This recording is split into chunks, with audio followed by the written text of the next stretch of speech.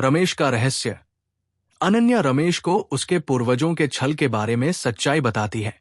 रमेश के परदादा ने मोहिनी को छोड़ने का वादा करने के बाद आत्महत्या कर ली थी। रमेश गुस्से और डर के बीच उलझा हुआ है। मैं क्यों मरूं? मेरे पूर्वजों ने जो गलती की है उसके लिए मुझे क्यों सजा मिलनी चाहिए?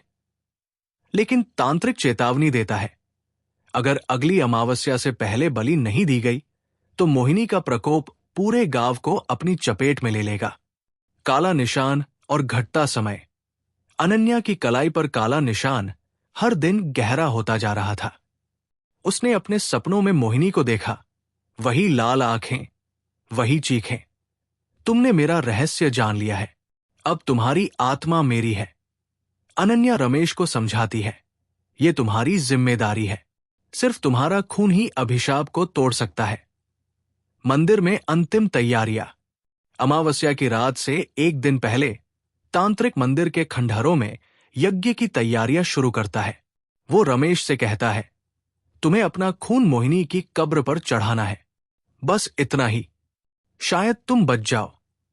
रमेश ने हाँ में सिर हिलाया, लेकिन उसकी आंखों में धोखे की चिंगारी थी। धोखा और भूत का प्रकोप। रात के अंधेरे में रमेश ने बलि की आग में जहर मिला दिया, जिससे तांत्रिक बेहोश हो गया। वो भागने लगा, लेकिन मंदिर का दरवाजा अपने आप बंद हो गया। मोहिनी की हंसी हवा में गूंज उठी।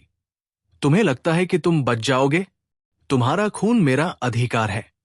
बलि के लिए अनन्या की तैयारी। अनन्या ने देखा रमेश का शरीर हवा में लटका हुआ था और मोहिनी की परछाई उसकी सांस चूस रही थी। उसकी बाह पर काला निशान था। उसने फैसला किया, मैं खुद की बलि दे दूंगी, शायद इससे श्राप टूट जाए।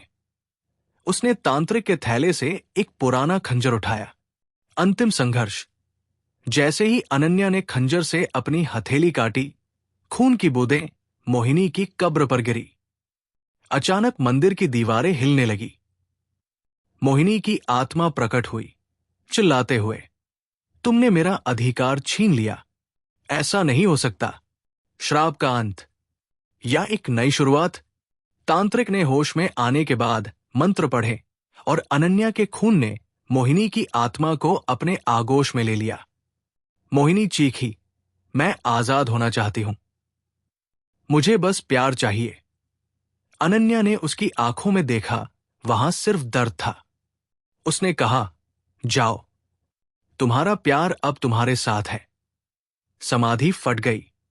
एक ज्वाला फूटी और मोहिनी की आत्मा प्रकाश में बदल गई। मंदिर का गुंबद ढह गया और रमेश बेहोश हो गया।